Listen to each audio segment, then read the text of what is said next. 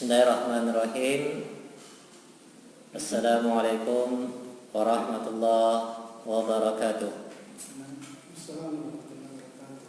Innal hamdalillah nahmaduhu wa nasta'inuhu wa nastaghfiruh wa na'udzu billahi min syururi anfusina wa min sayyiati a'malina.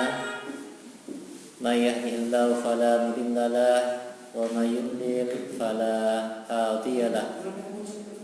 Asyhadu an la ilaha illallah wahdahu la syarika lah wa asyhadu anna Muhammadan abduhu wa rasuluh. Allahumma salli wa sallim ala Muhammadin wa ala alihi wa ashabihi wa man tabi'ahum bi ihsanin ila yaumil qiyamah. Amma ba'du. Allahumma anfa'na bima 'allamtana wa'allimna ma yanfa'una wa zidna ilman. Hadirin wal hadirat yang dimuliakan oleh Allah Subhanahu wa taala, alhamdulillah kita memuji dan bersyukur kepada Allah Subhanahu wa taala karena pada malam hari ini kita masih diberikan taufik oleh Allah Subhanahu wa taala. Hadirin wal hadirat yang dimuliakan oleh Allah Subhanahu wa taala, sebelum kita melanjutkan pembahasan kita dari kitab Sahih Targhib wa Tarhib, maka pada kesempatan yang mulia ini kita ingin saling tadzakur, saling mengingatkan bahwa hari-hari kita sekarang ini merupakan hari-hari yang begitu dimuliakan oleh Allah Subhanahu wa taala. Kita masih berada pada 10 awal dari bulan Zulhijjah, yang mana di dalam agama kita ini ada dua bilangan 10 yang diutamakan dan dimuliakan. Bilangan 10 yang pertama adalah 10 akhir di bulan Ramadan, dan bilangan yang kedua adalah 10 awal dari bulan Zulhijjah. Adapun 10 akhir dari bulan Ramadan dimuliakan oleh Allah Subhanahu wa taala secara khusus dengan adanya Lailatul Qadar yang Allah Subhanahu wa taala sebutkan khairum min alfi syahr. Malam tersebut itu lebih baik daripada 1000 bulan. Dan ternyata hadirin yang dimuliakan oleh Allah, 10 awal bulan Zulhijjah juga diberikan keutamaan yang besar oleh Allah Subhanahu wa taala. Bahkan sebagian para ulama kita ada yang menyebutkan bahwasanya 10 awal di bulan Zulhijjah itu lebih utama dibandingkan 10 akhir dari bulan Ramadan. Itu ada sebagian ulama kita yang menyebutkan secara mutlak seperti itu. Kenapa hadirin yang dimuliakan oleh Allah?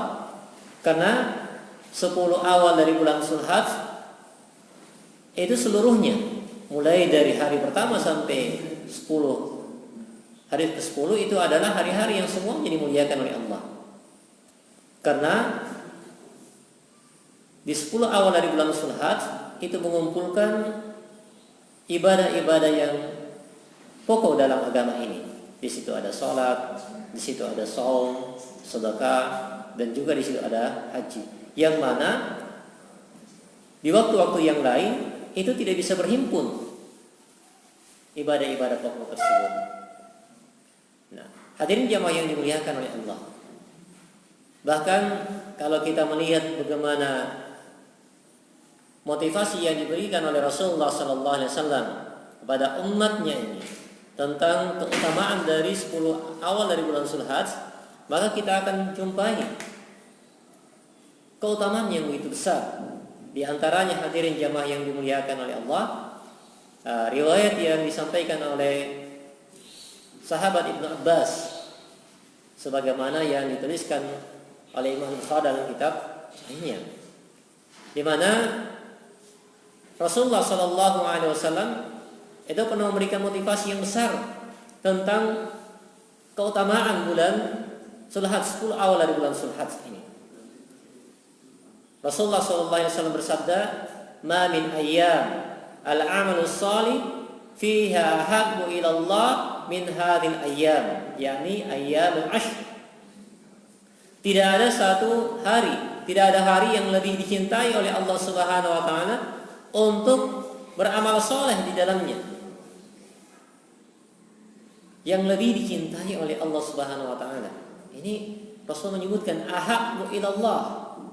Jadi amal soleh yang paling dicintai oleh Allah Subhanahu wa taala yang dilakukan di dalam hari-hari, melebihi daripada min hadil ayyam, dibandingkan dari hari-hari ini, yakni ayyamul ashr, yaitu hari yang 10. Nah, hari yang 10 itu adalah 10 awal dari bulan Zulhijjah. Itulah yang disebutkan oleh para ulama kita. Nah, hadirin jamaah yang dimuliakan oleh Allah, ketika Rasulullah sallallahu alaihi wasallam menyampaikan hadis ini di hadapan para sahabatnya, para sahabat bertanya, "Ya Rasulullah, walal jihadu fi sabilillah?" Wahai Rasulullah, tidak pula dengan jihad fi sabilillah? Karena dalam anggapan para sahabat, jihad fi sabilillah adalah sebuah amalan yang begitu besar keutamaannya. Bahkan tidak ada orang yang mengharapkan kembali ke dunia setelah kematiannya selain daripada orang-orang yang syahid fi sabilillah. Mereka ingin agar berulang kali untuk syahid fi sabilillah.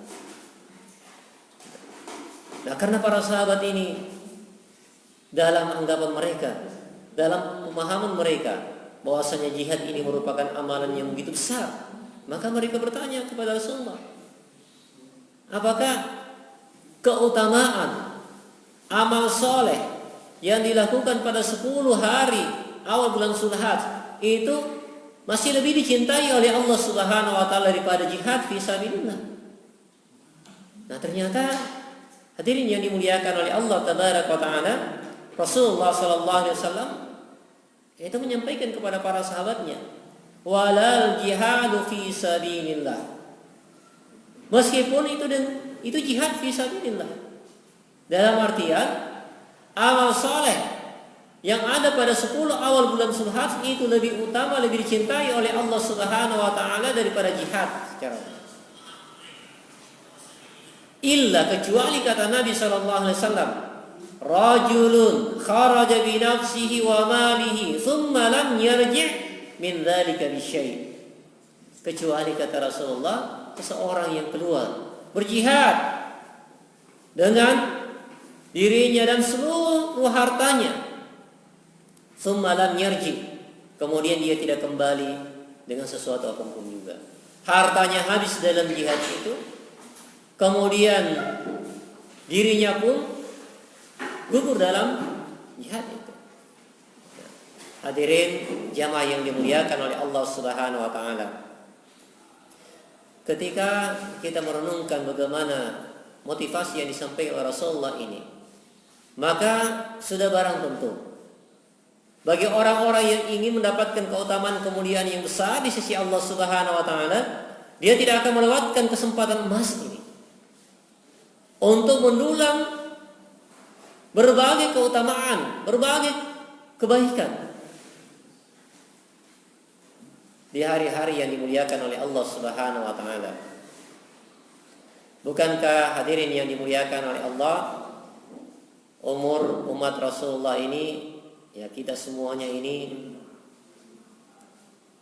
kata Rasulullah, umur umatku itu kisaran 60-70 tahun saja. Umur yang begitu singkat jika dibandingkan dengan umur umat-umat terdahulu. Kalau umat terdahulu, kita ambil contoh saja bagaimana Nabi Nuh alaihissalam.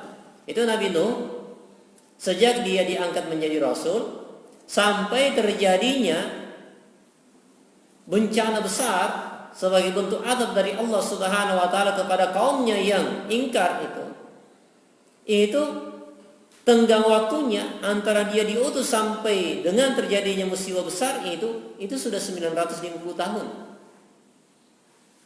Dalam artian umur Nabi Nuh dan umatnya itu ribuan tahun.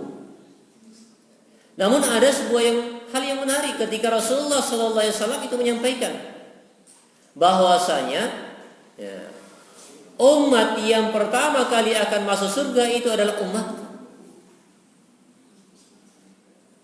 Padahal kalau kita berhitung dengan akal kita, peluang untuk mengumpulkan amal saleh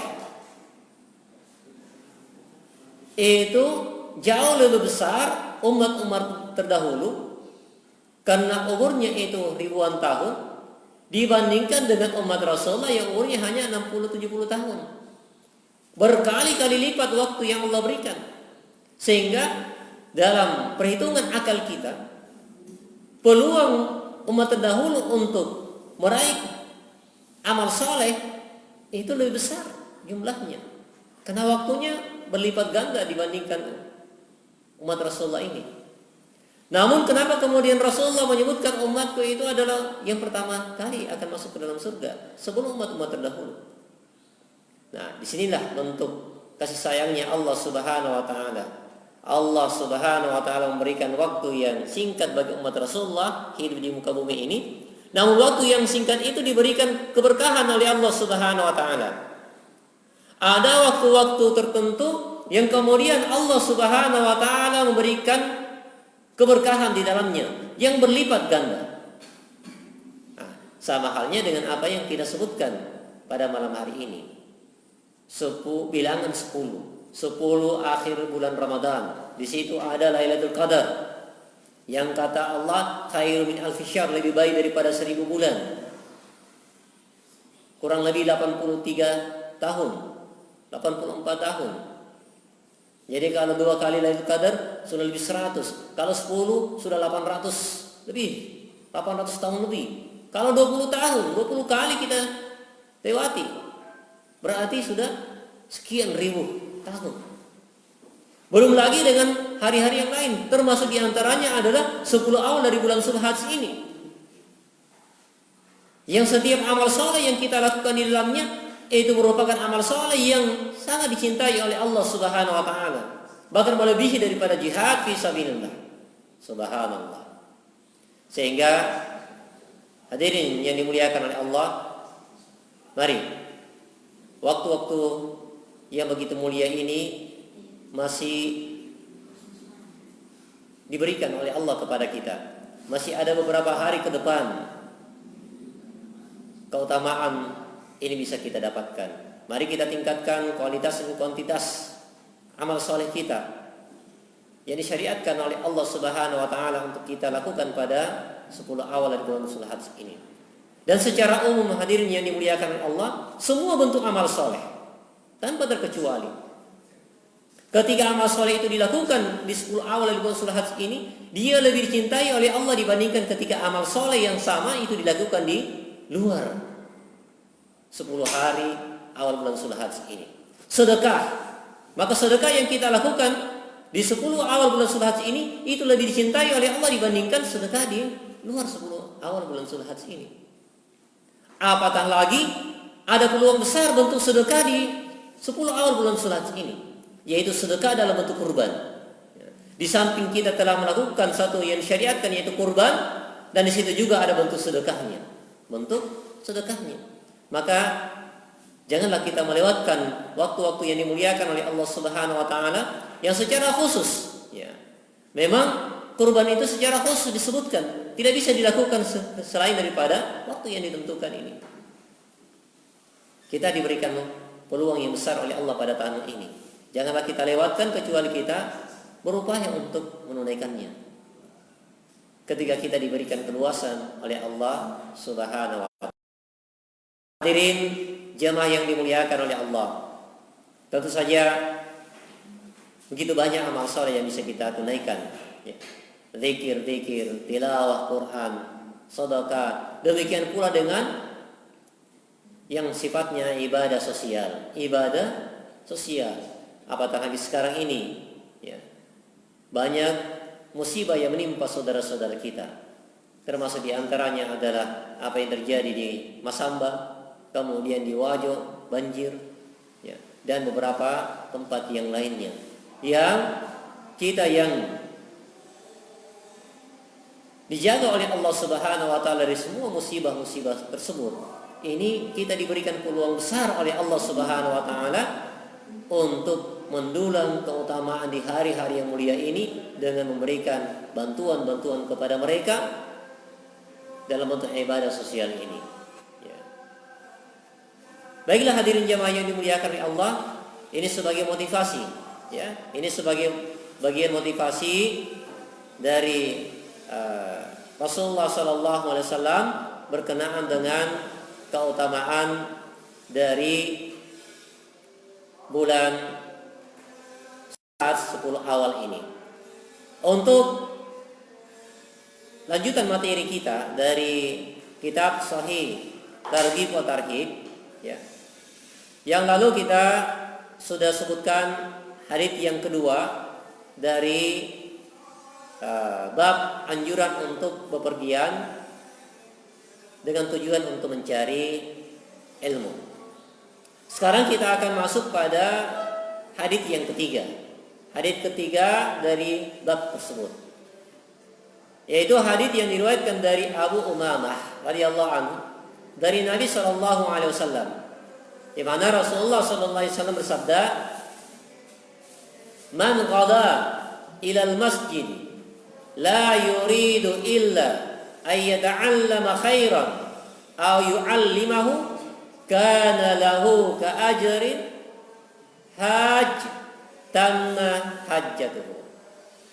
Diriwayatkan oleh Imam Tabrani dalam kitab Mu'jamul Kabir dengan sanad yang tidak bermasalah. Nah, hadirin jamaah yang dimuliakan oleh Allah, dalam riwayat ini Rasulullah Shallallahu Alaihi Wasallam memberikan sebuah motivasi yang besar kepada umatnya untuk benar-benar memberikan perhatian terhadap kewajibannya untuk belajar dan belajar, untuk mempelajari ilmu agama Allah Subhanahu wa taala. Makanya Rasulullah SAW menyebutkan, "Man qada ilal masjid," barang siapa yang bergegas, berpagi-pagi bergegas menuju ke masjid. Ketika di masjid-masjid kita itu ada kegiatan taklim di waktu-waktu yang memang dilapangkan oleh Allah Subhanahu wa taala. Ya, kalau sekarang ini kan kita masih berada di masa pandemi, ya, yang pada akhirnya taklim kita malam Senin seperti ini yang biasanya kita lakukan di masjid, maka sekarang kita lakukan secara virtual. Namun insya Allah bagi orang-orang yang memang di waktu lapangnya sudah terbiasa melakukan amal soleh tersebut, menghadiri taklim masjid, bergegas dan tidak melewatkan waktu-waktu itu. Kemudian di masa pandemi seperti ini, karena ada uzur yang memang Allah telah tetapkan, kemudian kita tetap di rumah-rumah kita, namun Allah mudahkan dengan sarana seperti ini. Nah, kalau kita pun bergegas untuk masuk ikut dalam taklim seperti ini, maka kita insya Allah kita akan mendapatkan keutamaan sebagaimana ketika kita berada pada waktu-waktu luang dahulu. Jadi kalau sekarang ini kita taklim di malam Senin, ya, dengan virtual seperti ini, kita masih di rumah-rumah kita, apakah kemudian kita dapatkan keutamaan seperti apa yang disabdakan oleh Nabi ini? Man qada ilal masjid, barang siapa yang bergegas menuju masjid, la yuridu illa yata'allama khairan aw yu'allimahu, tidak ada tujuannya selain untuk mengajarkan kebaikan atau mempelajari kebaikan, maka subhanallah, ya, kalau kita bergegas menyambut inisiatif dari bagian dakwah melakukan taklim secara virtual seperti ini, maka insya Allah apa yang kita biasakan di waktu-waktu lapang kita dan di waktu sempit ini, di waktu wabah COVID ini, kita pun masih bergegas untuk bergabung bermajelis secara virtual, maka insya Allah kana lahu ka ajr hajjan tamna hajjatuhu. Maka kata Rasulullah sallallahu alaihi wasallam, maka dia akan mendapatkan pahala seperti orang yang berhaji, di mana hajinya sempurna, haji yang sempurna. Subhanallah, begitu utamanya, begitu mulianya, ya. Jadi sekarang ini kalau kita berpikir bahwasanya durasi waktu 30 menit untuk ikut taklim virtual, boleh jadi biaya yang kita keluarkan dengan kuota 30 menit itu lebih sedikit dibandingkan dahulu ketika kita di masa lapang dengan biaya transportasi menuju masjid. Nah, maka apakah kemudian ketika perhitungan-perhitungan secara matematis seperti ini, kemudian kita tinggalkan kebaikan-kebaikan kita di waktu lapang? Nah, sementara keutamaannya itu luar biasa yang disebutkan oleh Rasulullah SAW. Kira-kira kalau 30 menit kita ikuti ta'lim virtual, sampai tidak 100.000 habis kuotanya. Sekarang ini kalau kita ingin menunaikan ibadah haji, ya, ingin daftar menunaikan ibadah haji, ya, boleh jadi kan tahun ini belum. Tahun-tahun yang normal, kalau kita menunaikan ibadah haji berapa puluh juta yang harus kita keluarkan. Sementara orang yang bergegas memenuhi waktu-waktunya untuk mengikuti ta'lim, apakah mengajarkan ilmu atau mendengarkan ilmu di masjid-masjid Allah Subhanahu wa taala di waktu lapang atau secara virtual di waktu seperti ini, maka subhanallah, dia mendapatkan pahala haji secara sempurna. Namun ada satu perkara yang kita ingin tekankan berkenaan dengan hadis ini. Ketika Rasul menyebutkan man ghada, ini adalah motivasi untuk bermujahadah. Memang bergegas, memang dia harus bermujahadah, mengalokasikan waktunya secara khusus. Bukan nanti tidak ada aktivitas yang lain, dalam artian itu hanya sambilan saja. Kita memang harus prioritaskan, sudah diagendakan bahwasanya kita ingin mengisi waktu-waktu di mana kegiatan itu dilaksanakan, maka memang kita sudah agendakan untuk luangkan waktu kita, mengcancel kegiatan yang lain yang memang masih bisa diatur. Man qada ilal masjid. Sama dengan waktu-waktu kita sekarang ini. Kita ta'lim secara virtual, kita pindahkan ta'lim kita di masjid dengan virtual seperti ini. Maka memang kita harus bermujahadah. Jangan sampai karena kita di rumah, sebentar saya gabung, makan dulu kemudian gabung, tinggal ujung-ujungnya yang didapatkan. Sebagaimana dahulu ketika kita di masa yang luas, kita sebelum maghrib sudah berada di masjid, tidak tinggalkan masjid kemudian langsung dengan ta'lim sampai dengan sholat isya. Maka seharusnya di waktu yang sempit seperti ini dan kita berada di rumah-rumah kita agendakan secara khusus bermujahadah bahwa malam Senin kita sudah berupaya untuk mengatur aktivitas kita, agenda kita yang lainnya yang bisa diatur. Bahwasanya kita tidak ingin melewatkan waktu kesempatan yang mulia ini untuk mendapatkan pahala yang begitu besar di sisi Allah Subhanahu wa taala. Baiklah hadirin jamaah yang dimuliakan oleh Allah Subhanahu wa taala, ini bagian-bagian sederhana yang kita bisa sampaikan pada malam hari ini. Sekali lagi dalam kaitannya dengan waktu yang mulia ini, mari kita manfaatkan dengan baik 10 awal dari bulan Zulhijjah ini. Semoga kualitas dan kuantitas ibadah kita di hari-hari yang utama ini semakin baik insyaallah, sehingga kita bisa mendulang keutamaan yang besar di sisi Allah Subhanahu wa taala.